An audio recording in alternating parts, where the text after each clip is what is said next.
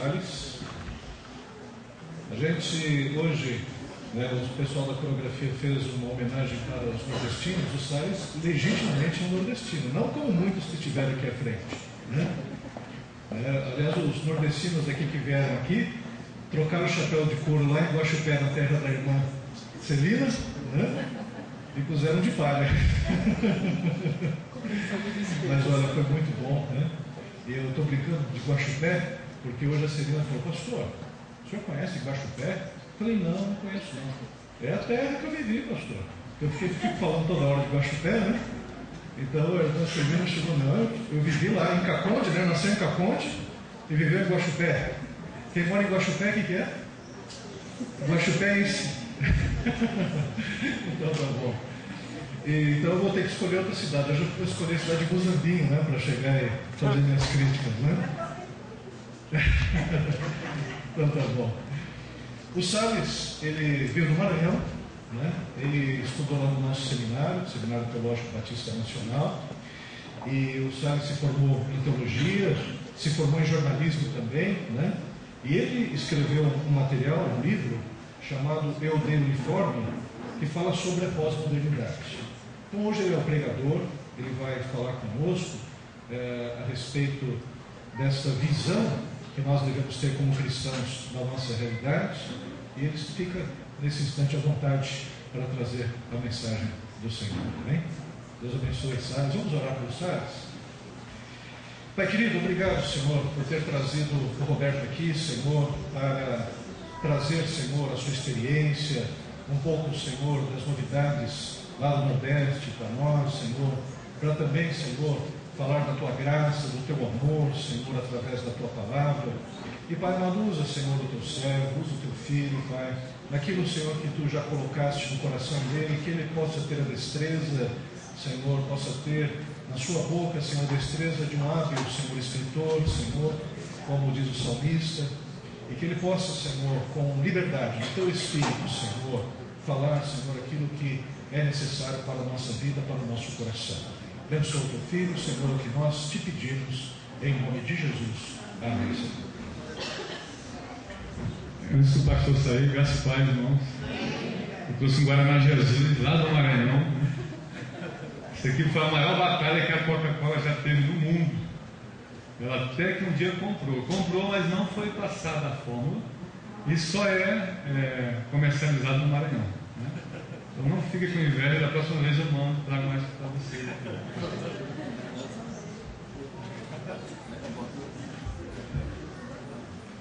Mas é um prazer enorme estar aqui com vocês. Eu trabalho em banco, mas eu sofri um acidente em 2011, quebrou o meu braço. Eu já estava com o braço quebrado no futebol, aí quebrou no acidente de carro. E eu fiquei postergando a cirurgia até que um dia começou a doer muito. Quando eu fui operar em Recife, eu descobri que minha dor não era no braço, era da coluna, que estava quase quebrando. Eu estava quase tetraplégico, não sabia. Então Deus, Ele livrou a minha vida, me deu mais uma oportunidade. Eu nunca fui um homem muito medroso, e muito mais agora. Eu gosto de falar a verdade. O homem que não tem coragem de falar a verdade deveria se enterrar. O homem que é covarde não deveria nem ter nascido, poderia ter sido até uma boca para mim, Então eu dou graças a Deus, porque nessa vida eu já estou na hora extra faz muito tempo. E eu vejo, eu estava lá, pastor, em Santa Catarina, na caverna. De vez em quando o crente vai à caverna lá e fica por lá triste, desanimado. E eu estava numa igreja pequena, uma pregação que eu não entendi nada, e eu perguntava para a moça: esse rapaz está falando, não entendendo nada, sou só eu? Ela também não está entendendo nada. Não pensou, me trouxe aqui para quê? Para ouvir nada. Aí quando a gente foi saindo, o pastor foi dar a bênção apostólica, e de repente a moça começou a falar em línguas, e ele começou a traduzir, olhou para mim e disse assim: não adianta te esconder. E eu, com uma escolinha do professor Raimundo, mas não é possível me descobrir aqui. De um lado do Nordeste, 4.000 quilômetros mais ou menos para lá, e Deus, nada foge ao seu olhar, irmão? Não dá para se esconder de Deus. É chato, não dá para brincar de esconde-esconde com Deus, Ele sabe onde a gente está. E ele disse assim: naquela interpretação da língua, diz: você é um profeta da última hora. Eu achei bonito o termo, né? Um profeta da última hora. Aí eu fui conversar com ele e começou a me dizer: olha, eu te vejo palestrando no Brasil todo, andando, e eu aceito. Porque, irmãos, eu trabalho 24 anos em banco. Eu não aguento olhar nem o X da Caixa Econômica, eu já passo nervoso, né? Então, no final do ano, eu estava assim, uma pilha, e eu pedi 6 meses a Deus que eu operar o braço. Ele me deu 8, porque eu operei a coluna. Deus é exagerado. Então, a gente tem a formação, como o pastor já disse, teve o prazer de ser aluno do pastor Maurício, né? Pastor Enéas, pastor Agari. Eu vim do Maranhão para cá, só para fazer o seminário. Aí consegui terminar e também fiz o mestrado. Chegando ao Maranhão, comecei a estudar o jornalismo e terminei, graças a Deus. E eu gosto de misturar tudo quanto é conhecimento, e Deus me deu o dom de escrever. Eu sempre falo, irmão, dom é uma coisa engraçada. Você pega na escola bíblica e dá 2 canetas para 2 crianças, ou um lápis. Tem uma que faz aquela casinha mal feita, que eu sei fazer, a casa que só tem uma janela, acho que todo mundo consegue fazer, né? Mas tem uma outra criança que parece que ela tem um compasso na mão. Eu creio que a invenção da televisão, do telefone, do avião, do computador, tudo foi um sonho que Deus deu para a pessoa, e um sonho detalhado, né? Tudo detalhado, porque o homem não acorda um dia e fazer um telefone. Eu vou inventar um telex, isso não existe. Vou inventar o fax, vou fazer um Facebook. Para mim, tudo Deus tem sonho. É assim que eu vejo. Então, o dom de escrever que Deus me deu, eu começo a escrever, eu vejo a pessoa, o cenário, a roupa, ela vai falando, a pessoa. É um dom de Deus, né? Por isso que antes de 1 Coríntios falar do amor, no capítulo 12, ele fala dos dons diferentes da igreja. E eu gosto muito desse dom que ele me deu. Eu gostaria muito de orar para alguém sair pulando aí, um paralítico, não tenho ainda, mas quem sabe um dia, né? Então eu queria que os irmãos abrissem a segunda carta, aliás, de Paulo a Timóteo, um menino que ele ensinou bastante. Queria que os irmãos levantassem para a gente ler 5 versículos, né? Segunda carta de Paulo a Timóteo, capítulo 3, versículo de 1 a 5. Sabe, porém, isso: nos últimos dias sobrevirão tempos difíceis, pois os homens serão amantes de si mesmos, gananciosos, presunçosos, soberbos, blasfemos, desobedientes a pais e mães, ingratos, profanos, sem afeição natural, irreconciliáveis, caluniadores, sem domínio de si, cruéis, sem amor para com os bons, traidores, atrevidos, orgulhosos, mais amigos dos prazeres do que amigos de Deus, tendo aparência de piedade, mas negando-lhe o poder. Afasta-te também desses. Amém? Vamos para sentar. Eu queria falar sobre tempos pós-modernos.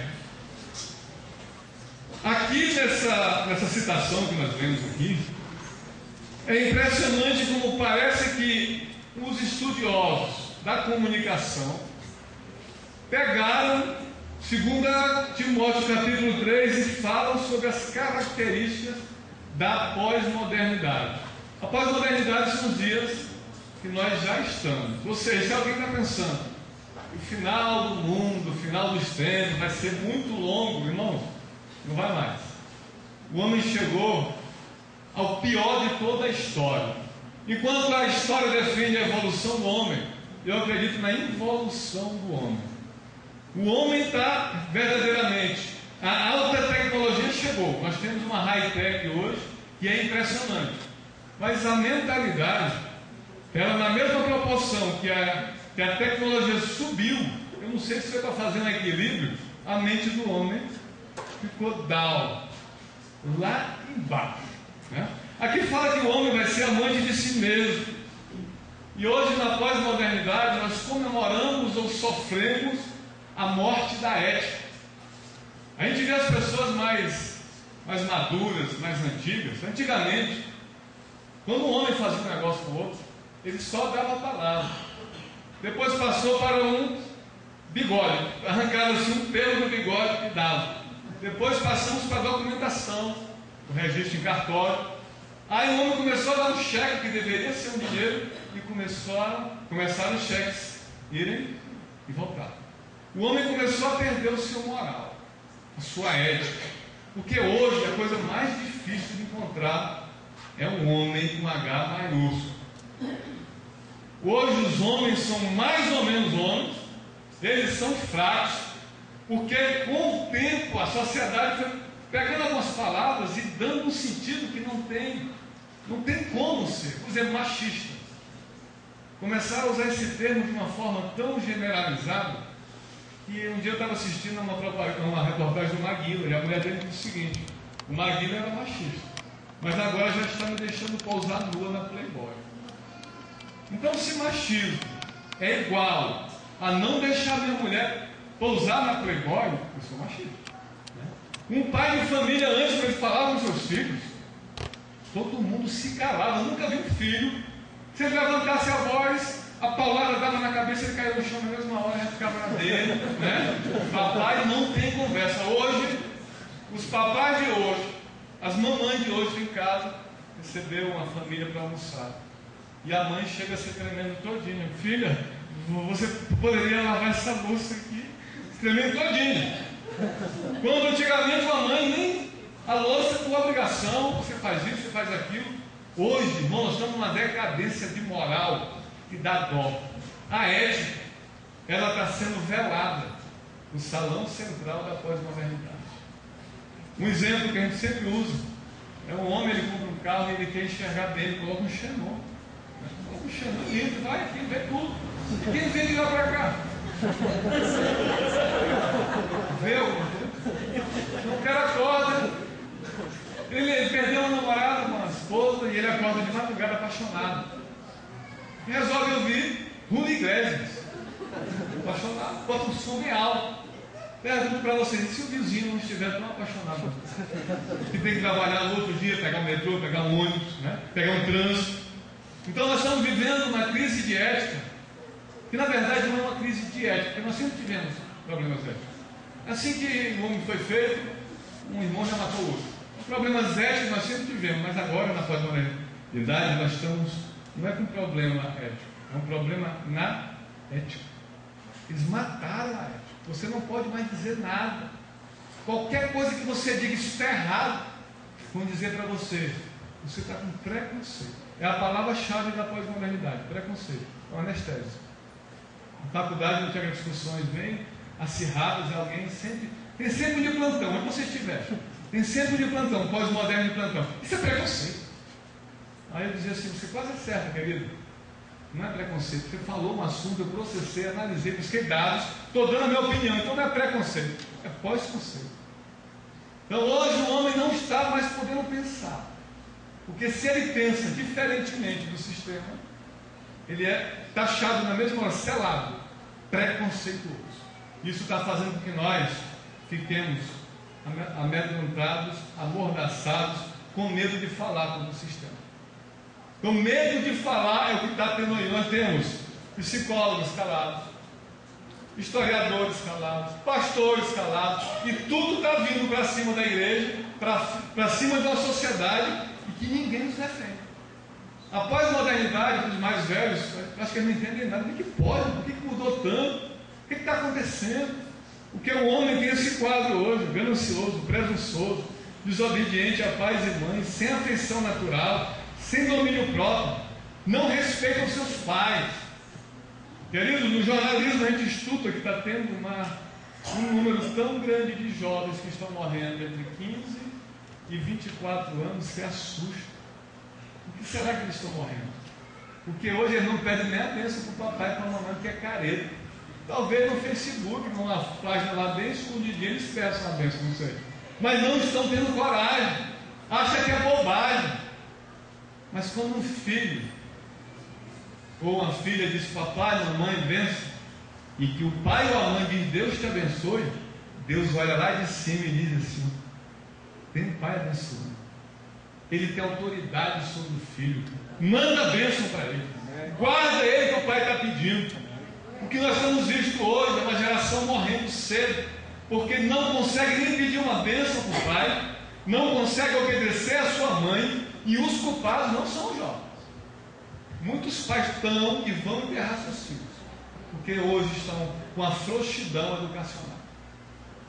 Muitos pais, eu espero que não tenha nenhum aqui, tem o desprazer de estar numa cena que parece que não confere, onde um pai velho enterrando um jovem que teoricamente teve uma vida toda pela frente. Então, desobediente aos pais. Eu, quando a minha mãe estava viva, entrava no banheiro, saía, benção mamãe, ia para a sala, eu ia passando, eu benção mamãe, eu entrava no quarto, passava, eu benção mamãe, estou recebendo benção até hoje. Então, muitos jovens acham que é careta pedir a bênção da mãe. Estão perdendo uma grande bênção. E talvez, infelizmente, muitos encontrarão a morte prematuramente. Então, se você tem um filho, aqui tem um pessoal que deve ter filho na adolescência, cuidado. Porque se você acha que amor é dar tudo o que ele quer, se você acha que é amor deixá-lo no Facebook, na internet o dia todo, se você acha que você não tem mais moral para isso, eu sinto muito, mas infelizmente você está em pecado. Está fora do propósito de Deus. Se uma criança, se um filho, se uma menina não tiver um limite estabelecido pelo pai ou pela mãe, vai se perder. E só restará daqui a pouco lamento. Então, a pós-modernidade, ela acabou com a ética, ela está acabando com tudo aquilo que pavimentou a sociedade durante todo esse tempo, a sociedade ocidental. Porque a pós-modernidade também tem um codinome, né? É modernidade líquida.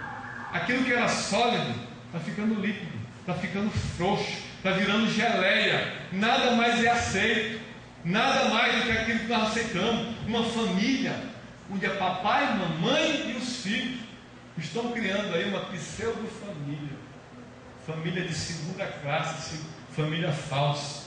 Por que nós estamos aceitando isso? Porque a pós-modernidade, eu falo aqui no livro, tem duas propostas, além de muitas outras, né? Salientei duas. É a extinção do pensamento individual. Você não pode pensar como pessoa. Você tem que ouvir o que a mídia está falando. E você também tem que calar a sua voz interior e dizer para ela, fica quieta aí. Não é isso que estão falando. Não vá contra o sistema. Aí eu pergunto para vocês, a nossa mente pertence a quem? Nós como igreja. Nossa mente é de Jesus, é de Cristo, não é isso, irmão? Não querem que você ouça Jesus. Não querem que você ouça o que a Bíblia diz. Você está tão com medo hoje que nunca mais você viu até discussão. O crente que era aquele que falava a verdade, hoje no colégio ele está caladinho. É o cara mais bem conceituado da escola. Desde os anos 90, nós começamos com um novo discurso na igreja. Não podemos ser radicais. Nós temos que ser mais flexíveis. Nós não podemos falar toda hora da Bíblia, não é hora. Aí é o crente que está na faculdade, está no colégio, está no bairro, e é o cara mais querido.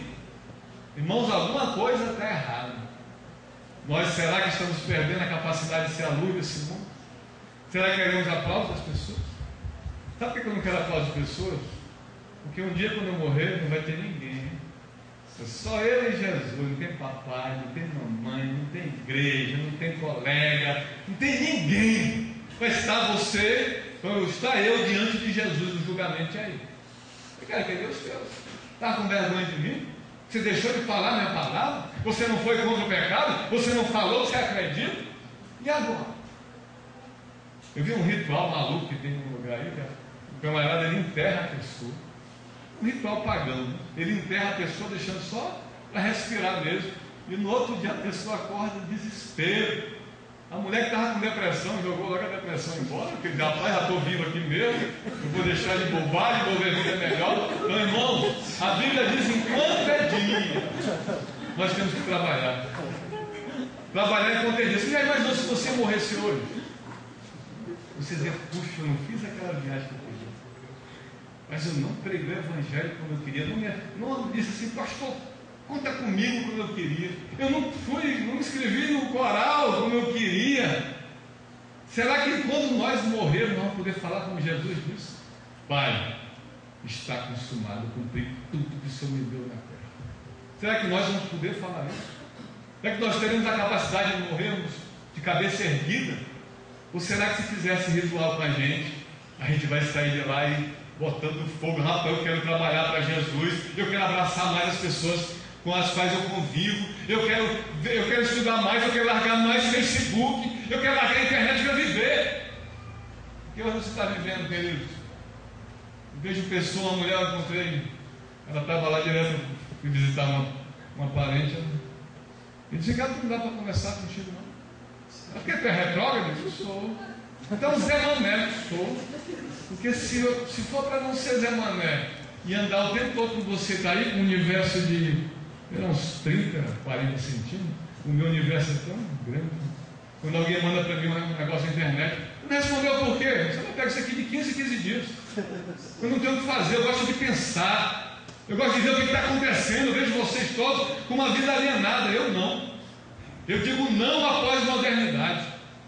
Eu não sou a favor da pós-modernidade. Para mim, o próximo livro depois desse, que é Eu Odeio o Uniforme, que estão querendo que nossas mentes todas sejam iguais, vai ser Pós-Modernidade, o pus da humanidade. É o pus, é o final. Nós estamos vivendo uma época, vou explicar, para quem não sabe o que é pós-modernidade, eu vou dar uma clareada bem bacana com o que aconteceu com o pastor José Aparecido. Ele foi a Lima, no Peru, e lá tem um museu de arte. E o museu de arte, ele divide as 3 idades, cada um num determinado andar. Ele foi ao andar que representa a Idade Média, onde a igreja, existia uma igreja que tomava conta de quase tudo, do pensamento, da verdade, da ciência, de tudo. Né? Ela que dominava sobre todas as coisas. Então tudo na época da Idade Média falava assim: é porque Deus quer, é porque Deus gosta, é porque Deus mandou. Por que chove? Por que existe verão? Por que existe outono? Por que vem geada? Por que vem... Então a igreja, ela segurava todo o conhecimento e não deixava as pessoas pensar. Então lá no museu, em Lima, no Peru, no andar que representa a Idade Média, tem tudo relativo ao sagrado. Né? Eu boto sagrado entre aspas porque aqui não tem nada de sagrado, aqui tem demônio, né? Mas está lá, São não sei o quê, Santo não sei o quê, Maria, José, Jesus, o jumento que levou Jesus, está tudo lá, irmão. Então você chega lá, isso aqui representa a Idade Média, dá para compreender. Só que um dia, um homem chamado René Descartes, ele não ficou mais satisfeito com aquelas respostas.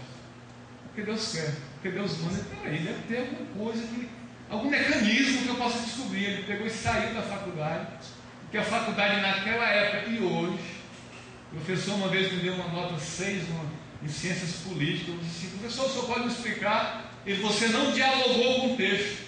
Eu perguntei para ele: isso aqui é uma faculdade ou uma fábrica de gesso? Porque eu tenho que só falar o que os outros falaram, ficar só repetindo o que os outros repetiram. Então René Descartes, não satisfeito com isso, sai da faculdade, dá uma volta de 9 anos viajando, e ele começou a pensar. E um dia ele ficou tão xarope, tão loucão, não sei se ele fumou baseado, e chegou e disse assim: será que esse livro existe? Será que essa caixa de som existe? Será que essa porta existe? Será que não existe? Aí ele fez aquela frase, né? Parece idiota no começo, mas depois a gente vai ver que idiota era a gente que achava uma frase idiota. Penso, logo existe. Ele criou a dúvida cartesiana, ele começou a duvidar das coisas e procurar explicações mais substanciais. Aí nós tivemos o Lutero, na Alemanha, que quando ele faz a reforma, e quando a gente fala em reforma, só pensa em dinheiro. Aí ele foi contra as indulgências. A principal foco de Lutero não foram as indulgências. Foi dizer para mim, para você, para quem era na época, que nós não precisamos de um sacerdote para nos levar a Deus. Porque o sangue de Jesus abriu um novo e vivo caminho. Todos nós podemos chegar a Deus sem marcar horário, sem ligar para a secretária dele. A gente tem acesso direto ao céu. Então a igreja dizia o seguinte: para você chegar a Deus, você tem que passar pelo clero, né? Para você entender a Bíblia, você não conseguir. Então Lutero disse: todo homem é capaz de entender a Bíblia e todo homem é capaz de se chegar a Deus. Então, diante dessa insatisfação do homem, o homem, mesmo assim, com o nosso amigo René Descartes, ele matou Deus. Mas o Deus daquela igreja, né, que dominava. Então o homem mata Deus, sai da Idade Média e entra na Idade Moderna. Começa a usar o intelecto, começa a ter conhecimento. As músicas que nós fizemos na Idade Moderna, as orquestras são pura matemática. Nós ouvíamos, jovens, vocês podem não acreditar, mas a gente ouvia assim na rua. Era Legião Urbana Tem mais aí, me ajude aí. João Bosco, né? Mais um cantor, não lembro aí. A gente ouvia no dia a dia. Ângela Rorô, né? Tem mais? Ninguém lembra nenhum? Chico Buarque de Holanda era a nossa música, que hoje vocês são obrigados a ouvir. Lec, lec, lec, lec. Aí eu não estou entendendo porque eu não consigo classificar de música. Para mim é uma onomatopeia musicalizada. É bang, bang, bang, tá, tá, tá. O que é a letra? Onde está a letra? Então o homem, ele entra na idade moderna, usa o pensamento, começa a resolver todas as coisas, mata Deus. E na idade na idade moderna, nós encontramos lá gravuras que mostram cachoeiras, grandes florestas, né? Tudo que é no mundo horizontal. E o pastor entendeu tudo, hein? Agora ia para o andar da pós-modernidade, que são os dias atuais. Ele disse, poxa, vou preparar meu coração, porque lá deve ter os traços mais maravilhosos, né? A coisa mais linda. Eu acho que Pablo Picasso vai ser jogado fora. Monet, isso não é ninguém. Porque deve ter. É a pós-modernidade, a evolução. Chegou lá, irmão. Um quadro grandão assim, com uma bicicleta dele ali, com o pneu quebrado, e um carro de mão aqui com o pneu quebrado. E ele, que diacho é isso? E ele pensou, e chegou à conclusão, não chamou o guia. E só pode me explicar, senhor. O guia se assustou. Primeiro, pós-modernidade não é apenas questionamento. É época de se ficar igual uma lagartixa, só assim. Só concordando com o sistema. Só dizendo que não tem nada a ver e você vai andando. E o guia olhou para ele muito estranho e disse assim, isso aí é o que você quiser. Então a pós-modernidade, para sair da idade moderna, para entrar na pós-modernidade, o homem assassinou a razão. O homem de hoje não é racional. Ele é sentimental, ele se emociona. Por exemplo, por que os homossexuais ganharam tanto espaço que está todo mundo assim, meio perdido, até com medo de falar? Sabe como é que era a PL 122, texto original? Pastor Maurício estaria com sua família sentada lá no restaurante e chegasse uma dupla. Eu digo dupla, porque homem com homem, mulher com mulher não formam um casal. Forma uma dupla. No máximo, Batman e Robin. Nunca serão homem e mulher. Quando ele estava lá. Então o projeto de lei, ele dizia assim, você está chateado, você está com sua família, chegasse uma dupla, ou uma das duas duplas possíveis, as Panteras ou Batman e Robin, aí você saísse em silêncio. Não, você não falava nada, só pegava seu filho, sua esposa e saía. Se você fizesse isso, você seria preso de 3 a 5 anos sem direito à fiança. Vocês sabiam disso? É porque estão lutando lá. E um que luta mais realmente criticando.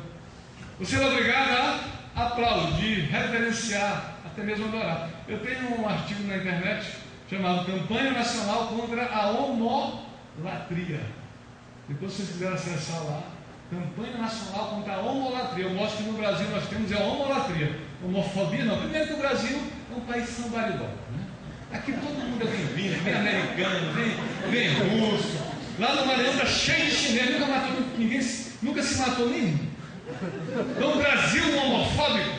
Esse país maravilhoso, onde todo mundo abraça, no máximo você pode sorrir, porque isso é engraçado. Você vê uma drag queen, não vai sorrir? Só se botar algumas coisas para colar aqui, né? Não tem como. Eles são engraçados, né? São perdidos, mas são engraçados. Então, irmão, nós estamos vivendo uma época estranha, onde, se você pensar uma dupla de homossexuais, aí você começa a pensar, se eu estou vivo, se eu nasci, se toda a humanidade nasceu, porque um homem e uma mulher tiveram uma relação sexual, então nós somos fruto de uma relação heterossexual. Inclusive os homossexuais são fruto de uma relação heterossexual. Aí você não pode pensar, você não vai pensar. Aí quando você vê a dupla, e você vai querer dizer, não confere, porque existe uma lei dentro de nós, que não está escrito nem no Hammurabi, nem na Bíblia e nem na Constituição. Você olha uma coisa e diz, está certo, luz verde. Pode ser que não, luz amarela. E a luz vermelha, quando diz isso, não confere. Quando você quer acessar um computador, quando você vê uma dupla dentro de você, grita, não confere, não confere, não confere, não confere, você diz, fica quieto aí, porque não é isso que estão falando.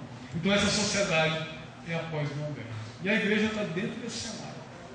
Muitos pastores morrendo de medo. Por isso que Arnaldo Jabor, ele analisando o homossexualismo, ele diz assim: o homossexualismo no Brasil já foi proibido, hoje é permitido, eu vou embora daqui antes que se torne obrigatório. Arnaldo Jabor, ele recebeu a maior. Então nós estamos vivendo a pós-modernidade, onde ela está atrofiando não só a mente, mas também o corpo. A gente vê antigamente, a gente que tem uns anos a mais, as meninas antigamente eram violão, hoje são violoncelo. Não fazem nada, não tem uma atividade, porque ele trabalha demais, né? Trabalha muito, quando chega em casa, o outro expediente, a mulher, quando ela diz assim, nós ganhamos, o feminismo ganhou, coitados. Quem ganhou foi o capitalismo. Aqui não tem nenhuma vitória de feminismo. Vocês estão quase morrendo hoje, muitas mulheres morrendo, doidas para voltar para casa. Talvez nunca vão dizer, algumas não consigam mais. E não dá para tirar a mulher do mercado de trabalho, porque hoje eu acho até o maior número que os homens. Mas não estão totalmente todas felizes. O capitalismo venceu. Irmãos, o mundo está tão louco hoje que a Gisele Bündchen trouxe uma moda chamada androginia. Você já ouviu falar? Moda andrógena. Você sabe o que é andrógeno? Estou usando a moda, andrógeno, estou usando. O que quer dizer andrógeno? Nós temos em grego antropos com T de tatu e homem macho com D de dado, andropos. E gino é mulher, né? O médico da mulher se chama ginecologista. Então, traduzindo, a moda andrógena é a moda macho-fêmea, que quer uniformizar o corpo da mulher. Porque a mulher, Deus criou uma cintura aqui.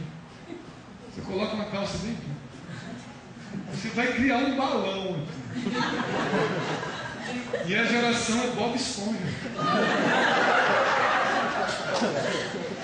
Eu fui à Associação da Caixa, estava tendo uma dança de salão, parei para olhar uma mulher de 60 anos, a coisa mais graciosa. Uma menina de 18 anos. O que é aquilo? Aquilo é uma mulher. Então a moda andrógena, ela despreza as curvas naturais do corpo da mulher. Bota uma coisa aqui que quer ser sensual. Mulher que quer ser sensual que é feia. Tem que chamar atenção por alguma coisa. Mulher bonita não vai ser.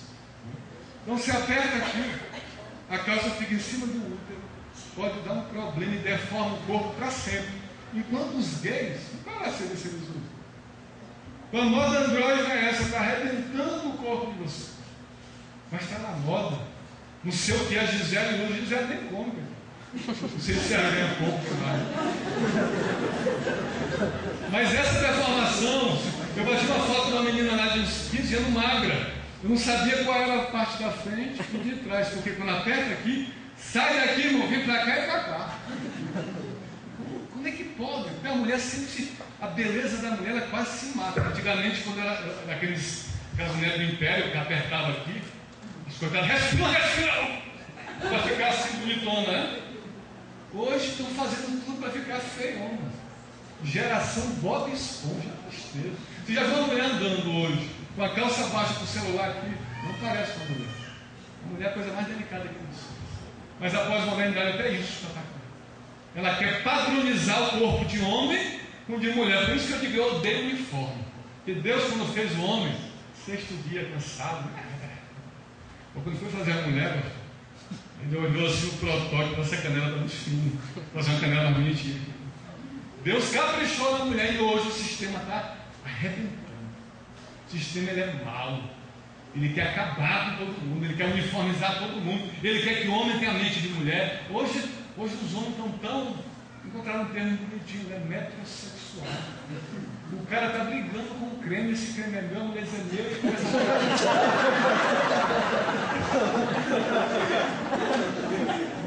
a fábrica de pessoas fracas que criaram leis que parecem ser femininas. Por exemplo, a lei do bullying. Antigamente, eu falo isso sempre toda pregação, eu morava com meu irmão e tinha dois gordinhos na rua, o Jarrão e o Jarrinho. Eu pegava o Jarrinho, bolacha, eles no asfalto, que a gente veio dia. A mãe dele chegava e salvava o Jarrinho. Aí eu ia brigar com o Jarrão, apanhava o Jarrão. O Jarrão, eu chamava ele de gordo. Ele subia em mim assim, irmão, pensa você deitado no asfalto, um gordo em cima do seu café. E eu queria respirar, e eu digo para os irmãos, tentar respirar. com um gordo em cima do diafragma, é uma missão impossível. E além, aquele ficava socando minha cara. Então chamaram ele de jarrão, de gordo e me batiam. Chamava alguém de caneludo, o cara te dava uma canelada. Rapaz, esse rapaz é caneludo mesmo. Tipo, hoje, chama, ei gordo! No outro dia ele vai lá, manda uns recados no Facebook e diz que é bullying e se mata. Geração fraca. Geração que não pode ouvir um não. Os pais morrem de medo de dizer não. Papai quer esse celular. Morrem de medo de dizer não, não vou te dar. Não tenho dinheiro para isso. O pai, coitado, faz hora extra, né? Nem almoça mais, só para economizar dinheiro para dar para o filho um aparelho que ele vai usar um mês no máximo para estar desprezado lá. E você pensa que você ama seu filho por isso. Você não ama. Porque quem ama diz sim. Mas quem ama também, meu irmão. Dependendo da situação. Então nós temos agora tudo é bullying. Pessoas que não podem ser nem chamadas, chamar de preto é bullying, chamar de branco é bullying, chamar de alto é bullying, chamar de baixo, de gordo, de magro, tudo é bullying. E as pessoas estão se deixando levar por essas leis, se tornando cada vez mais fracas. E para piorar, para mim a pior lei que tem, que não tem razão nenhuma, se levantássemos um movimento, ela teria que sair, que é a lei da palmada. A lei da palmada é a coisa mais louca que eu vi na face da terra até hoje. Vou fazer uma pergunta para vocês que já sei a resposta. Quem já apanhou do papai e da mamãe? Levanta a mão. Olha para trás aí. Agora, quem tem trauma que apanhou do pai e da mãe? Levanta a mão. Olha para trás. Perguntei a ninguém no dia de 5 mil pessoas, no clube 5 mil no outro. Ninguém levantou a mão. Como é que essa lei passou, pastores? Quer dizer, a nossa sociedade, irmão. Eu digo, a sociedade civil é algo que se viu, mas não se vê mais. Nós estamos órfãos de pensadores. Nós estamos sem ninguém para nos defender. Eu uso um termo muito forte. Eu acho que a nossa sociedade ela está aidética intelectualmente. Por que aidética? Porque a AIDS não mata, ela tira todo o sistema imunológico, toda a defesa. Então, quem nos defenderá hoje? Chapolin Colorado? Porque não tem ninguém. Não tem ninguém para nos defender. Uma sociedade de pessoas que não pensam, juristas, psicólogos, todos com mordaças na boca. E nós aceitamos o sistema. E quando faz uma manifestação como essa que atingiu o Brasil todo, alguém sabe qual é a causa dessa manifestação? Quem sabe qual é o propósito, qual é o projeto político? Eu vi um cientista político dizendo que esse movimento não pode ser comparado com nenhum outro, que nunca houve nada igual. Primeiro, o camarada que é a favor da PEC 37 estava lá junto com o que é contra. O que veio para bagunçar está junto com aquele que veio para ser ordeiro da manifestação. O que veio para pichar está junto com o cara que vai limpar a pichação. O que é que se quer? É uma coisa irracional. E eu me lembro lá no São Luís, fizeram acho que é uma das únicas vezes que eu vi os jovens fazer alguma coisa, porque os jovens é só Facebook, né? É uma tristeza. Então, coitado, vamos chegar na velhice, se tiverem filhos, se tiver tempo. Poder largar o computador mesmo, faz um filho ali. Aí vai chegar a velhice e vai dizer assim para o neto dele: meu neto, eu acessei tal site. Né? Só isso, por favor, que você tem na sua vida. Isso não morreu antes. Por isso que Mário Quintana tem uma frase linda assim: tem gente que vive e tem gente que faz hora enquanto a morte não chega. Essa geração para mim já está quase sem vida. E os pais acham lindo. Passou agora no Uruguai, no Globo Repórter da sexta-feira, que até as escolas públicas lá no Uruguai, cada criança tem um tablet. Ai, que coisa linda, a educação vai melhorar. E como é que elas vão escrever, irmão? Como é que vai ficar uma criança que não sabe manusear? Ela vai ficar aleijada. Irmãos, eu deixei o computador, peguei o papel antigo e comecei a escrever. Eu já sei escrever. A gente não sabe mais. A gente está perdendo a habilidade mínima. Então a internet, aí a repórter falando com a maior alegria do mundo. Isso é evolução. Num parque lá na cidade, as crianças, no lugar de estarem correndo, estão aprendendo no tablet, aprendendo olhando foto. Porque olha, quando nós que somos mais antigos, chega alguém à nossa casa, a gente pega o álbum de casamento, o álbum de viagem, vai mostrar, e os filhos ficam debochando da gente. Mas você sabe o que eles fazem a maioria do tempo lá no Facebook? Eles olham foto, só para dizer: ah, que gato, ah, esse lá em casa. Só isso. Só mudou o modus operandi, mas passa o dia todinho olhando foto e criticando quando alguém vai mostrar um álbum de família, que nós temos álbum. Eles têm algo que, se der um vírus, não vão ter nem passado nenhum. Nós ainda temos guardado a foto, revelado, que você não quer imaginar, vocês jovens. Antigamente era filme, com 36, com 24 e com 48 poses. Só que das 24, 23 não prestavam. E você, quando mandava revelar, se ficar cego, eu fiquei bonito hoje. A frase mais dita no mundo é: chover, chover. Bateu a foto, chover, chover. Não tem paciência. Na mesma hora, se não gostou, apaga. A gente fica na expectativa: será que ficou legal? Será que não saiu falando? É uma confusão doida.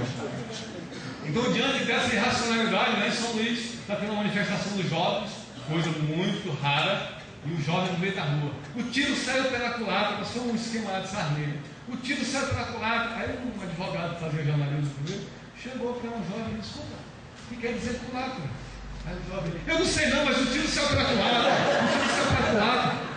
Irracionalidade total. Um crente às vezes está aqui, eu digo, dentro da igreja.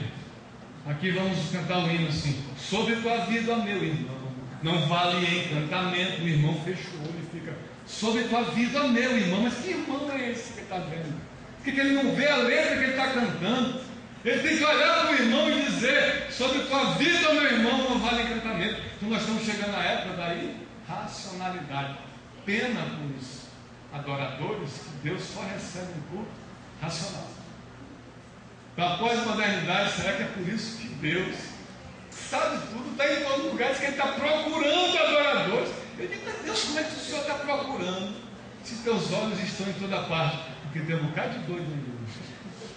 Quando vai falar de Deus, fecha o olho. Quando vai falar para o irmão, não está nem entendendo o que está falando. Primeiro tem que parar, colocar a música aqui. A música existe, tudo bem, então nós vamos tentar ou falando para o irmão, ou adorando a Deus, ou falando de Deus para o irmão. Nós temos que entender. Então, tira o céu pela culatra. O que é culatra, irmão? Eu não sei não, mas deixa eu continuar aqui, Então, o homem pós-moderno, ele está tão incapaz de criar as coisas que hoje, em 2012, você sabe qual foi a música do ano em 2012? Esse cara sou eu. Uma decadência geral. Vou para quem já teve aí, Bom Jobim, e Caetano Veloso, Gilberto Gil. Você tem a música de 2012, esse cara sou eu. Esse cara disse matar tudo isso, irmão. Podia tomar chumbinho, uma praça central lá e não consegue fazer mais nada. Você tem uma ideia? Esses grupos que fazem sucesso hoje, o que eles fazem? Eles pegam as músicas do passado, dão uma batidinha a mais, tornam em forró ou um samba, e não tem capacidade de colocar nome no CD. É volume 1, volume 2, volume 3, volume 4, e tudo igual. Aí, como o mundo pós-moderno ele é muito estético, ele está mais preocupado com a estética do que com a ética, mais com a embalagem que é com o produto, aí você vai ver aquela voz bonita daquele cara. Cuidado, você nunca viu nada igual. O coração começa, O som que conquistou a Europa. Aí você vai vir coisa boa. Limão com mel. Volume 1 trilhão. 722 milhões. 525.032. Aí você espera. Passa toda aquela. A mesma música, a mesma melodia, as mesmas 3 ou 4 notas musicais. Seja de limão com mel, seja de garota sem vergonha. Tem um nome, garota sem vergonha, não.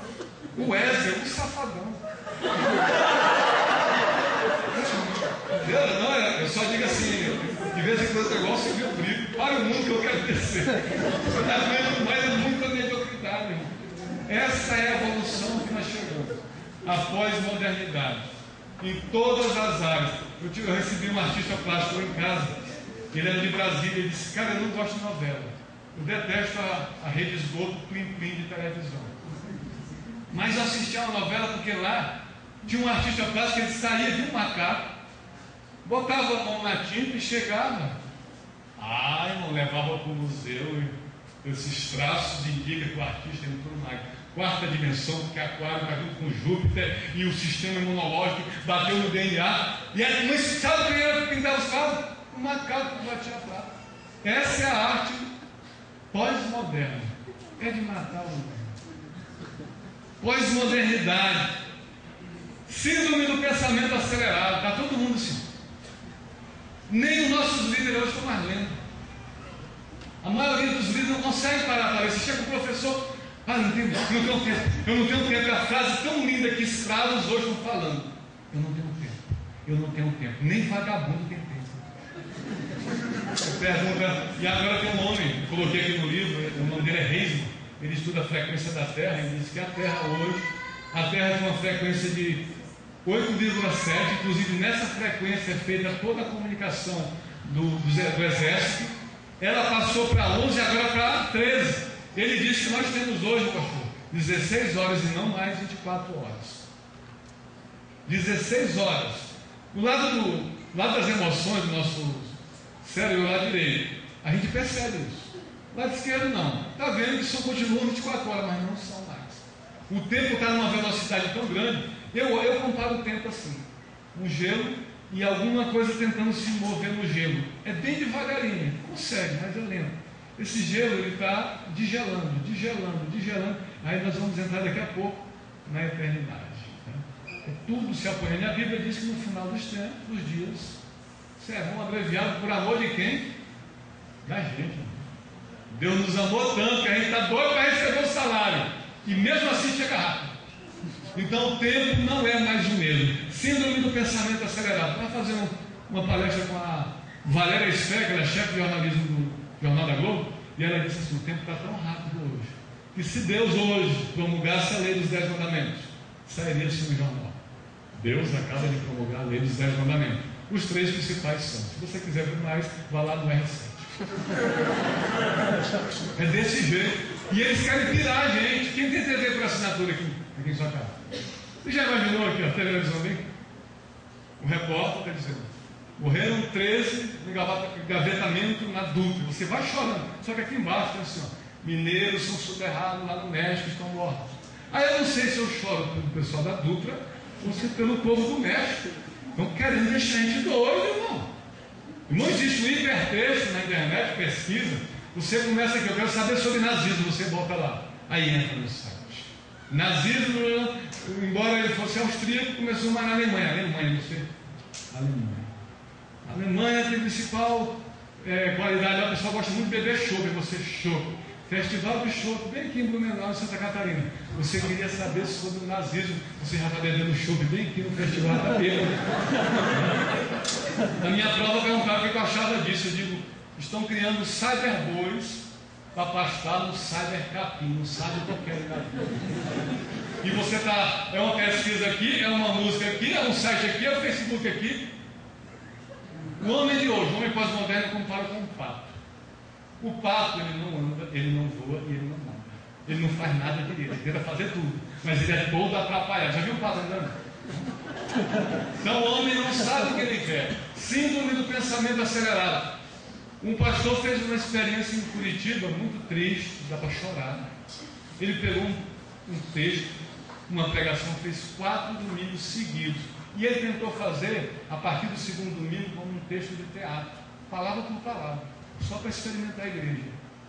1 domingo, 2, 3, no 4º domingo, no 4º tópico, um irmão disse: pastor, o senhor já falou sobre isso. Será que João, ele estava gagado, porque ele tinha 90 anos, estava na ilha de Pátria, não sei o que estava comendo por lá, que ele termina 7 cartas à igreja, as 7 igrejas da Ásia, dizendo a mesma coisa. Quem tem ouvidos? Irmãos, ouviu uma arte que hoje tem poucos artistas. E você só ouve alguém, ou você só entende o que um livro está falando, ou o que a Bíblia está falando, quando você torna aquela coisa ou aquela pessoa o seu universo. É a minha definição. Só assim você ouvir alguém. Quando alguém é meu universo, eu não tenho nada a pensar. Eu estou ali. Por que quase todos os nossos filhos aqui precisam de reforço escolar? É porque o professor é ruim? Ou é porque estão lá só de corpo presente? Por que você passa 5 anos na faculdade, faz direito, quando vai fazer a prova do OAB, tem que correr um cursinho? Ou a faculdade não está ensinando direito, ou você é um incompetente para aprender que precisa ir para um cursinho. Não era assim antigamente. Antigamente você chegava no grau e você encarava o vestibular e passava. Hoje, O menino sai do ensino médio, mudou o nome, mas é a mesma besteira ainda. Sai do ensino médio, faz 15 anos do sul, e papai não deu para passar porque a concorrência é grande, porque o professor são ruim e o pai é abestado, tá? Só pagando. Então nós estamos vivendo SPA, que eu conclamo a vocês, não vão por essa vereda. Quando eu cheguei ao Maranhão, naquela época eu voltei, meu pastor disse assim: o Salles está aqui só de corpo presente. Eu digo: pastor, eu lhe responder com uma frase de um filósofo grego chamado Cícero: eu estou onde eu estou. Onde eu estou? Eu estou com vocês aqui, não me interessa daqui a pouco. No primeiro eu nunca vou chegar ao futuro. Quando eu vou chegando, ele escapou de mim. Tem que viver o presente. Tem que estar no lugar e viver isso. Então a SPA está deixando a turma louca, está deixando uma turma que não reflete a minha preocupação, porque o Salmo 1 diz que bem-aventurado é o homem que não anda segundo o conselho dos ímpios. A turma está andando o tempo todo pegando o conselho dos ímpios. Aí a segunda, que é mais de preocupar. Antes, o seu prazer está na lei do Senhor, e na sua lei medita de dia e de noite. Pergunta para o teu filho se ele consegue meditar alguma coisa. Diz para o teu filho: meu filho, senta bem e fica um pouquinho pensando. Irmão, ele vai começar. Não dá, ele não tem condição. Dá um seminário com a moça o tempo todo no celular: pastor, meu filho, por favor, vem aqui. A moça começou, pastor. Ela começou a passar, ela teve um hostigário, foi para a emergência do hospital. Não é brincadeira, turma. Se a gente não pensar como é que nossos jovens, como serão os futuros pastores? Que não meditam, que não pensam, que não usam o seu intelecto, que não busca a fonte, que não põe o joelho no chão, que não faz um jejum, que não fica esperando a voz de Deus. Que às vezes nem na igreja ouve, imagina parar, dizer: Senhor, fala comigo. A oração, se a gente não tomar cuidado, a gente começa a ter uma reza gospel. Senhor, muito obrigado pelo dia, amém. Quando Deus vai, já dormiu. Agora eu quero falar com ele. Agora eu quero dizer para ele meus segredos. Agora eu quero falar o que eu gostaria que ele fizesse. Agora que o Espírito Santo vai lembrar as falhas da gente, já dormiu. Irmão, SPA é um perigo muito grande. É um perigo, porque daqui a pouco, sabe quem vamos, nós que já estamos aí perto da terceira idade, esses jovens que estão se formando hoje em medicina, irmão, eu estou muito preocupado. Acho que eu vou lá no interior aprender tudo sobre folha, plantar, porque eu não tenho coragem de ser operado com um menino desse não, porque eu vejo lá no Maranhão, toda sexta-feira eu fico bebendo lá. E você acha que quem faz medicina tem tempo para ficar bebendo? Quem tem medicina, a minha sobrinha estava fazendo lá na Bolívia. Eu disse: meu irmão, rapaz, a mulher o tempo todo, você pega um e-mail, acabou de botar foto. Eu fico não estuda não. Não é novidade de mim não. Eu vou lá no SUS, mas contigo não vou não. Então SPA, fuja dessa doença, que ela pode acabar com as pessoas. O sistema 666 começou. A calculadora, quando ela chegou, foi uma benção. Antigamente, você comprava lá na quitanda do seu Manuel o mês todinho, né? Aí quando chegava lá, ele chegava só assim: ó, seu Manuel, eu queria pagar. Ele fazia assim, ó. Irmão, não errava de, né? Fazia a prova do modo fora. Depois que ele entrar na calculadora, hoje um menino novo de 35 anos com a sua avó, cheio de músculo e a cabeça vazia, no supermercado, a vovó compra 2 canetas de 1,50. E ela disse: meu netinho, quanto é que dá? Ele: só um momento, vovó. Aí pega o celular, R$3. Irmãos, é muito boa a calculadora para quem sabe usar, mas se você atrofiou sua mente, você não sabe fazer 1 mais 1. Você não vai querer. Sabe que é doido, pegar. E agora o GPS. A calculadora emburreceu o homem matematicamente. Agora o GPS. Daqui a pouco o cara está aqui. Eu vou à igreja, mora bem aqui. Aí liga o GPS. Mais de 50 metros. Bola vermelho. Cuidado do pardal. Bola vermelho de novo. Irmãos, use a tecnologia, mas não fique escravo dela. Mas muito bom. Você poder usar esse mecanismo todo é uma benção. Agora, quando você se atrofia, você não vai poder fazer mais nada. Então, há um atrofiamento da mente e do corpo.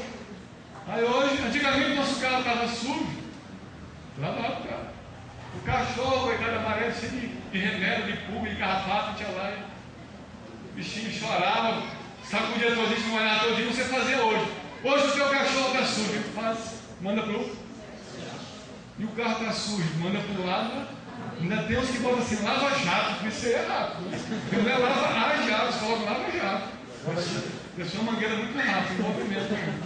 Aí eu pergunto para vocês que só mandam o cachorro pro pet shop e o carro para Lava Jato. A tua mão tá podre? Você quer passar a maior vergonha da sua vida? Chega perto de um amigo, carro sem ser vidro elétrico, com 40, passou na TV com 40, são 40 calorias que você gasta para abrir um vidro. E não duvido, se você chegar com seu filho, perto de um colega dele, para ele vai sentir a pessoa mais envergonhada do mundo. Ele é capaz de abrir assim. E aí, cara? A galera não tem que pagar mesmo. Irmão, não sabe fazer mais nada. E o pai e a mãe, problema com os filhos. Antigamente a gente botava no milho, dava uma chicotada, férias vai ficar em casa. Hoje, estou com problema com meu filho. O que eu faço? Ligo para a Superman. O que estão fazendo com a gente? Que geração é essa? Que tristeza é essa? Cadê a capacidade que Deus nos deu? Nós somos a imagem e semelhança de Deus. Gênesis 26, nós somos feitos para dominar e não para ser dominado. Esse é o meu grito: não se deixe dominar, use, mas não fique preso nessa coisa. Lave seu carro de vez em quando. Você podia não ter carro. Você podia estar lavando o carro dos outros, um flanelinho, tem um carro. Final, experimento, você nunca lavou. Experimento um dia de sábado lavar o carro, uma coisa muito gostosa. Então, após a modernidade, ela propõe isso. Agora, por que eu odeio uniformes, irmão, quando está curioso? Né? Gênesis capítulo 11, 1 ao 9, que é aquela história da Torre de Babel. Deus mandou o homem povoar todos os lugares, mas o homem teimosamente diz: a gente faz uma torre, fica por aqui mesmo, né? Todo mundo falava uma só língua, todo mundo era igual. Mas Deus desceu e disse: vão aqui meninos teimosos, né?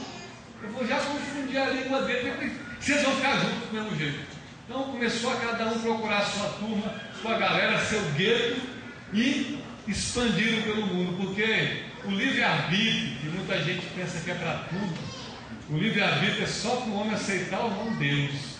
Aqui na terra ele faz o que ele quer, ele abençoa quem ele quer, ele amaldiçoa quem ele quer, ele faz o que ele quer, porque no teatro real da vida ele é o diretor e ele faz o que for da vontade dele. Eu lembro de Jó se achando o cara, não, um terra e tal. Aí Deus chega e pergunta para ele: onde tu estavas quando eu fiz os fundamentos da terra? Quem foi que subiu aqui para me dar conselho?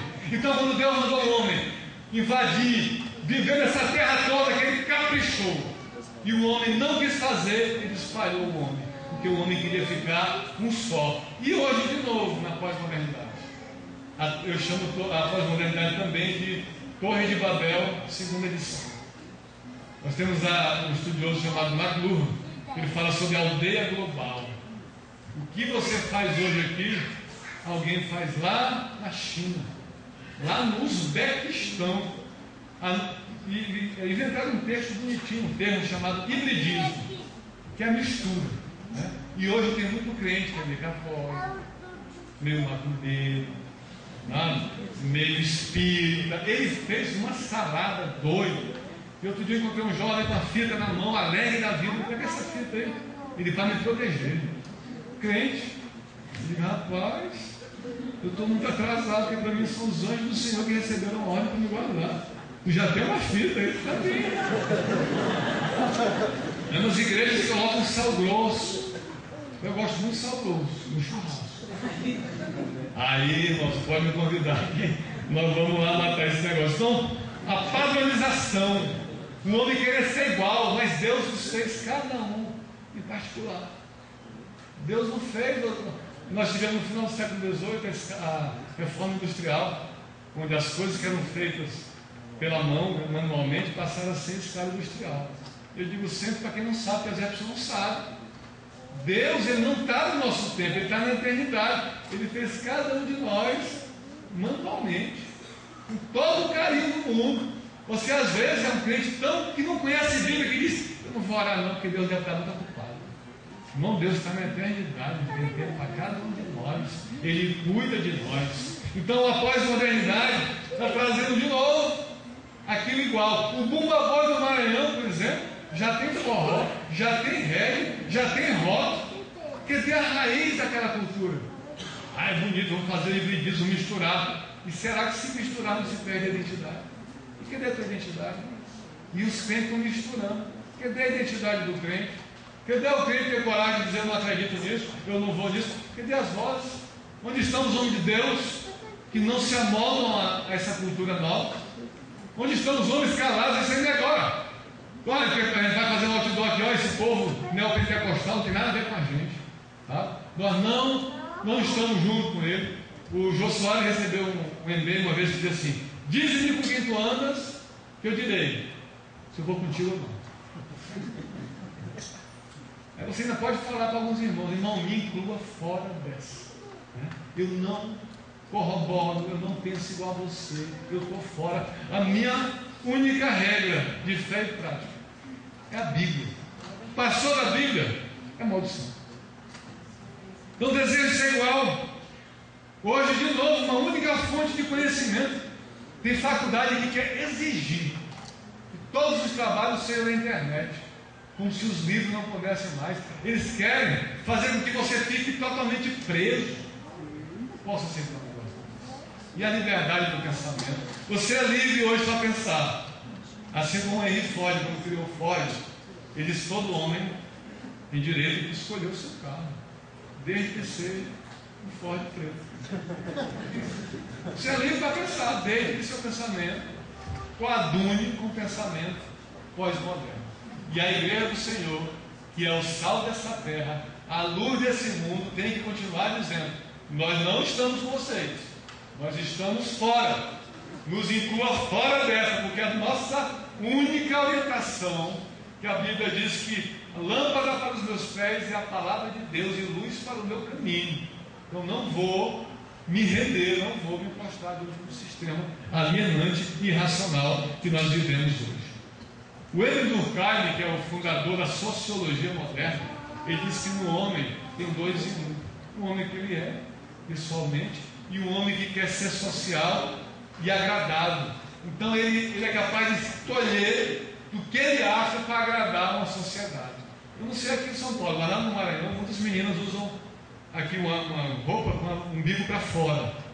Não sei se aqui não usando. Eu não sei se é o calor, talvez seja um efeito estufa aqui. Fica exatamente ali naquela área. Eu sei que elas ficam com a barriga para fora porque a moda exige. Quando um homem passa e olha, elas puxam. 2 em 1, porque Deus colocou decoro em cada mulher. A mulher, ela sabe o valor que tem, ou pelo menos deveria saber. Lá em Eclesiastes 9:9, irmãs, não vão subir não, esses puxam as irmãs de volta. Eclesiastes 9:9 diz que a mulher é o pagamento de todo o trabalho que um homem faz aqui na terra. Você está no metrô com aquele cara que faz 3 dias que tomou banho, né? O sovaco dentro do teu nariz, pisando do teu pé, tanto engarrafado, mas o homem sabe que quando chegar em casa tem uma princesa para ele, e vale a pena qualquer sacrifício, né?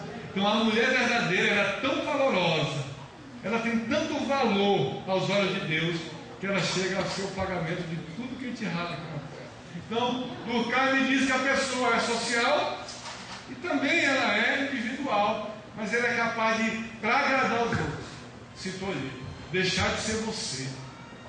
Você tem que ser aquilo que você acredita. O primeiro homem a estudar o cyberespaço foi um francês chamado Pierre Levy.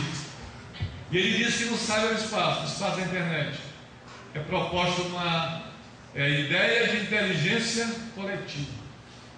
Aí eu pergunto: essa inteligência é o somatório de todas as nossas, ou é uma grande mente que quer impor, quer colocar sobre nós as verdades?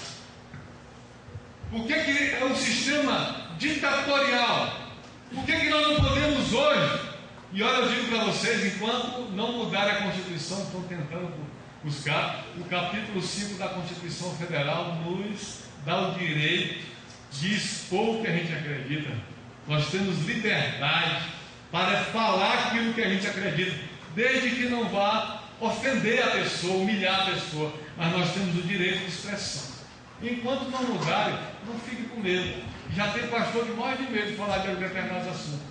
Nós não podemos ser presos ainda, porque a lei não foi sequer assinada, talvez nem seja. Só vai se Deus quiser, porque o controle, o domínio, a soberania do planeta está nas mãos de Deus. E se esse povo que chama pelo nome dele, que somos nós, se a gente se humilhar, se a gente orar, ele vai dar um jeito. Logo depois da homofobia, vê essa bagunça toda, ninguém nunca mais falou sobre isso. Será que não é a mão de Deus também que já está nos livrando? Da gente ficar em Sodoma e Gomorra? O Brasil está sendo um país não mais um americano lá que estava no governo americano. O Brasil não é mais um país em desenvolvimento. Ele é um país desenvolvido. Só que se essa lei for aprovada, a pobreza, a miséria, a desgraça voltarão para o Brasil e nós vamos ser um país de terceiro e quarto mundo. Para terminar, irmãos, 1 Samuel capítulo 8, versículos 4 e 5, diz assim: então as autoridades de Israel se congregaram e vieram ter com Samuel na cidade de Ramá, e disseram: tu estás velho, teus filhos não andam nos teus caminhos, dá para a gente agora um rei, para que a gente se torne igual às outras nações. O que é que eu odeio uniforme? Porque eu pratico a difícil arte de ser diferente. Ser crente é ser diferente, é ser sal dessa terra. Ser crente é ser um referencial para o mundo perdido. O povo de Israel ele não aguentava mais, o povo não aguentava mais o fato de ser diferente. Todo mundo tinha um rei. E às vezes a gente pensa assim, a gente como crente, mas eu queria ser igual aos outros. Olha os outros, os jovens às vezes, nesse movimento de ficar. Eu quero ficar porque todo mundo fica. E sabe, tem um arrebatamento e você fica por aqui mesmo. Né? Por que eu não posso ficar, pastor? Porque nós somos templo do Espírito Santo de Deus. E o Espírito Santo de Deus não coaduna com isso. Então o povo de Israel, chateado com a situação de ser diferente, disse: nós queremos um rei para nos tornarmos iguais. E eu digo: ô querido, eu não ser igual não. Porque o Israel tinha o governo do próprio Deus, era teocracia. Você sabe quem foi que Israel ganhou como rei? Você sabe o nome da bênção? Saúl. Você quer saúde na sua vida? Porque é o Espírito Santo. Você quer ser governado pelas leis da palavra, por aquilo que o teu pastor orienta? Quer ter essa coragem de ser esse candeeiro colocado mais alto da tua faculdade, da tua casa, do teu colégio, porque fica aí? Israel abusou, Deus. Não queremos mais, queremos ser iguais. E Deus disse: tudo bem, dá para eles, né? Dá para eles. Então, no final dos anos 80, 90, a igreja quis se parecer com o mundo, veio com esse novo discurso. Já não somos mais tão diferentes, já não somos tão radicais. Porque comigo eu não posso ser radical, o negócio de 8 a 80 não dá. E diga: é a sua. Porque Deus não é 8 a 80, Deus é 0 ou 100. Quem comigo não se ajunta, se espalha. Aquele garoto lá no Rio chegou: Jesus, eu faço isso, faço aquilo, aquilo outro. O que me falta para ganhar a vida eterna? Vende tudo que tu tem e dá para os pobres. O rapaz ficou triste. E a Bíblia não diz que Jesus foi atrás. Disse: rapaz, vende só 50%, só 70%. Sabe por quê? Porque Jesus não negocia. Ou a gente é de Deus, ou não é. Então Israel disse: Senhor, não queremos mais. Porque, irmão, no século XIX, um alemão chamado Friedrich Hegel, ele criou a ideia da inexistência da verdade absoluta. Ele disse que a verdade não existe. A verdade absoluta não existe. Cada um tem a sua verdade. Está no ponto aí o moça do DVD aí, Data Show. Eu trouxe uma musiquinha de 3 minutos. Você sabe conseguir colocar lá? Sobre o relativismo. Bem-vindos à Rádio Bem-vindos. Aqui você faz o sucesso. Vamos que vamos, com muito mais sucesso. Vamos aí com o Chapa, não tem nada a ver. Aqui só é sucesso.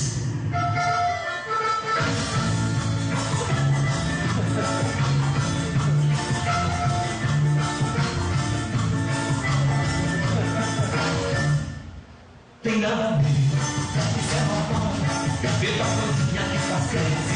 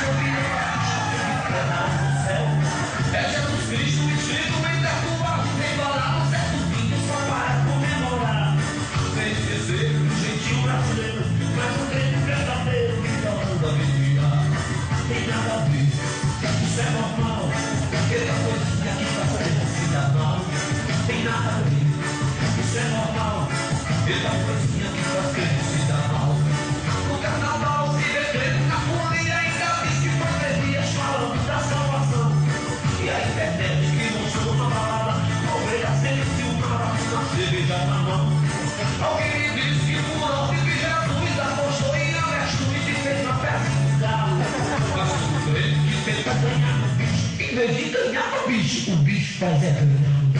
Tem nada a ver, isso é normal. Toda coisinha que você se dá mal. Tem nada a ver, isso é normal. Toda coisinha que você se dá mal. Vigia, creio que Jesus está voltando. Ele está te abençoando, não fique olhando pra trás. Nossa vitória é um bichinho natural. Se você quiser ser salvo, procure não erra mais. Mesmo crente, já retorna da sorte, mas vive na missão onde ainda quer morar no céu. É o profeta Abraão, que sobe e desce, como que Deus queria.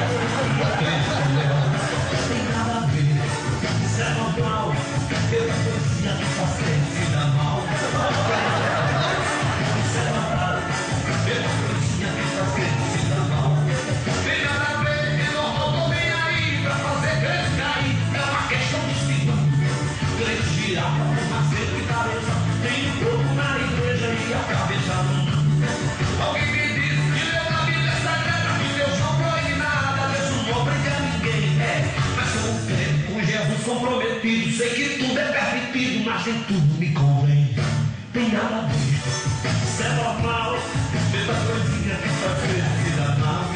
Tem nada a ver, isso é normal. Pela coisinha que você se dá mal. Tem nada a ver, irmão, novelinha. Tem nada a ver, cervejinha light. Tem nada a ver, tem nada a ver. Então, a ideia do reino foi plantada no século XIX. No século XX foi adubada, cortada, podada, acariciada. E agora, no século XXI, nós vivemos o relativismo. Não há verdade absoluta, mas a Bíblia continua dizendo que Jesus Cristo é a verdade. E não há variação de verdade. Então, eu fiz uma frase para combater a do reino. Isso não existe verdade absoluta. A minha frase é: a verdade, ela não envelhece, ela não adoece e ela nunca morre. Ela é a mesma ontem, hoje e eternamente. Então os crentes começaram a ficar meio light, aquele vinhozinho só para comemorar. Eu sei que está muito na moda, irmão, você pode até fazer isso.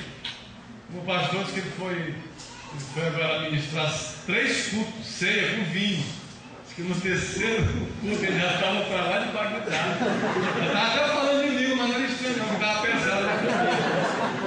Então nós estamos vivendo uma época que não há verdade absoluta. Eu dei uma palestra na Universidade Federal do Maranhão e eu disse para os jovens: olha, quando vocês pegarem uma nota baixa, vocês tragam a prova para o professor e digam: professor, não há verdade absoluta. A sua verdade é uma, a minha é outra, eu quero 10 na minha prova. Então o homem irracional de hoje vive dessa maneira. Não há verdade absoluta. Aí, como é que não há verdade absoluta, irmão? Isso aqui não é uma caneta. Um rapaz vai lá na cidade de Imperatriz, mas ele está certo, está errado. Só, por exemplo, isso aqui daqui a pouco não vai servir mais como celular. E nós está confundindo as coisas. Existe a definição, você pode fazer uma definição do objeto por si e o que ele representa.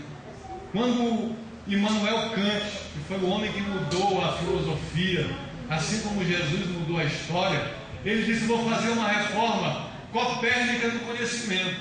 O que Copérnico fez? Ele descobriu que o centro do universo não era a Terra, e sim o Sol. Então ele deslocou o principal. O que o Copérnico, o Immanuel Kant fez? Ele pegou e disse: o mais importante não é o objeto, numa definição, mas sim o sujeito que está analisando esse objeto. Então ele tirou a importância do objeto e colocou no observador. Um exemplo: moto. Se você for fazer uma definição dele, você vai dizer: a moto é um veículo motorizado de 2 rodas. Denotativamente ela é isso. Agora, conotativamente, aquilo que eu ou você como sujeito olha uma moto. Eu vi na estrada agora, lá em Tocantins, tinha um garoto lá, um homem, sei lá, a cabeça dele estourada no meio da pista. Então, para a família dessa pessoa, a partir daquele momento, quando eles olharem uma moto, qual é a definição? O que é que eles vão ver numa moto? Morte. Tem gente que vê a moto como é a questão da velocidade, a questão de ganhar tempo, a questão da economia. Então varia bastante. Mas a moto continua sendo a mesma moto. Vão mudar as verdades construídas, as verdades particularizadas. Mas a verdade, ela continua sendo a verdade. celular, mesmo aquele tijolão que a gente tinha antigamente, pode chegar e debochar. Isso aí era um celular. É um celular, não está na moda, mas continua sendo um celular do mesmo jeito. Na verdade, ela não adoece, ela não envelhece e ela não morre. O homem pós-moderno diz: não há verdade absoluta. São homens irracionais. Uma sociedade reprodutivista. Tem uma dança no shopping que diz onde você deve pisar, não tem uma? O sistema está assim: pisa aqui, e o homem pós-moderno pisa. E agora onde deve pisar? Pisa por lá. Geração de zumbis. Geração que não pensa. Geração que está atrofiada a mente. Você é livre em Cristo Jesus para pensar, para articular, para entender a palavra, para criar as coisas. A nossa mente, em João 8,32, nós conhecemos uma verdade e ela nos libertou. Nós não podemos aceitar um sistema desse. Irmãos, o Adolf Hitler, ele foi o primeiro homem a usar a comunicação em massa de uma forma muito negativa. Quando ele discursava, ele só tinha rádio e jornal escrito. Quando ele discursava, ele colocava um som no fundo do seu discurso, representando a batida do coração. Você sabe por quê? Porque o primeiro som que um homem ouve, uma mulher ouve, é a batida do coração da mamãe. O que Hitler quer dizer com isso? Quem está falando é mamãe, você pode acreditar. Olha, a mamãe tem credibilidade. Eles mataram 6 milhões de pessoas, porque o Hitler não tinha Facebook. Se ele tivesse, teriam 60 milhões de pessoas. Nosso sistema é mau. Nós temos do Hitler a rede de esgoto, o plim-plim de televisão, tudo querendo acabar com a família. Você hoje não pode ligar na televisão que está lá, a defesa do homossexualismo. Querem homossexualizar o planeta Terra. Querem fazer com que você deixe de ver a coisa feia como natural. O sistema sabe fazer muito bem isso. Quando você assiste a um filme de um cara que estuprou e matou uma mulher, e a televisão, o diretor quer colocar só nele, você, querendo ou não, você fica torcendo para que ele se dê bem. A gente chama isso no jornalismo de simulacro. Conseguem colocar na nossa mente o que querem, a não ser que a gente tenha a mente de Cristo e use essa mente de Cristo e perceba a manobra do sistema. Tem uma irmãzinha lá em Muniz Canavieira, a mulher tinha tanta fé em Deus que ela orou até uma vez lá, orou por um defunto, o defunto voltou. A irmã ganhou um presente de grego, uma televisão com uma antena parabólica. A irmã começou a assistir a rede de esgoto de televisão. Uma irmã morreu espiritualmente. A mulher, se ela orar hoje por uma estrela do mar, você sabe que a estrela do mar se quebrar, ela vira tantas partes. Se ela orar por uma estrela do mar, capaz de deixar nem fazer um trajeto natural. Ela está morta, porque o sistema quer nos matar. Quando nós conhecemos uma verdade, você está um culto aqui de 2, 3 horas. Já estou terminando, mas passei do tempo ali. Você está aqui, doido para ir para casa, às vezes para assistir ao Pânico. Aí eu digo assim, você pega uma água bem gostosa e começa assim, oferece para as pessoas, elas aceitam. Aí você diz assim, deixa eu colocar só uma gota de esgoto aqui, passam ratos, fezes, baratas. Você coloca uma gota e oferece para as pessoas, elas não querem. Irmão, na nossa mente, a gente coloca uma água aqui no culto, 2 horas, 3 horas. Aí depois vai para colocar só esgoto em casa. Como é que ele vai ser livre? Como é que nós vamos conhecer essa verdade que liberta? Aqui domina a gente. Por isso que o crente tem que ler Bíblia, está orando, em casa está assistindo a pregações, a estudos, conversando, ligando. Se a gente não fizer isso, a gente não vai aguentar. Esses tempos agora nós não vamos suportar. A Bíblia fala em Mateus 24:12 que por se multiplicar a iniquidade, o amor de quase todos vai se esfriar. Então vamos ficar bem ligados e não deixar isso. Para terminar, irmão, eu queria convidar o pastor para orar aqui por nós. O termo que a gente usa no jornalismo para a geração de hoje é que ela está desbussolada. Já ouviu esse termo? Não? Desbussolado quer dizer sem bússola. Aí no livro eu coloquei o exemplo da Alice no País das Maravilhas. Ela estava correndo para o caminho, correndo, só tinha um caminho. E lá bifurcou. E ela disse: e agora eu vou para onde? Aparece sempre um gato no telhado, dá uma espreguiçada e diz: você quer ir para onde? Ela diz, eu não sei. Aí o gato responde, quem não sabe para onde quer ir, qualquer caminho serve. Mas nós que conhecemos o caminho, sabemos onde nós queremos ir. E eu digo assim, só vou sair desse caminho quando eu entregar minha cruz para Jesus e Ele me der a coroa da vida eterna. Eu vou ficar assim, Senhor, me dá essa coroa. Me dá, eu troquei. Aí sim eu descanso. Então, igreja do Senhor, nós temos um livro aqui que fala sobre teologia, ciência, jornalismo, tudo isso em forma de romances, tá? Eu agradeço o pastor Maurício pela oportunidade, agradeço os irmãos pela paciência, desculpa que eu passei um pouco do horário, né? Que Deus abençoe vocês e não esqueçam, a extinção do pensamento individual, o fim da voz interior. A do crente é mais. A sociedade é perigoso isso, mas para nós é pior. Porque a nossa mente é de Cristo e a voz interior nossa é o Espírito Santo. Diga não à pós-modernidade e entre no. Eu odeio o uniforme. Eu sou uma pessoa feita por Deus, com barra exclusiva. Só Ele me fez assim, para ter uma impressão digital igual à outra, mais ou menos parecida igual. São necessários 64 bilhões de exemplares. Qual é a população da Terra hoje? 7 bilhões. Não seria necessário 9 vezes 7, 63, né?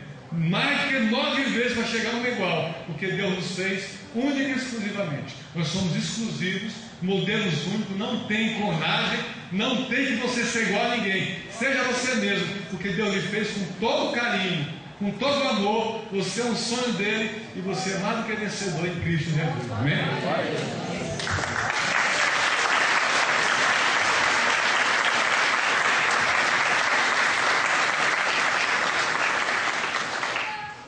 Irmãos,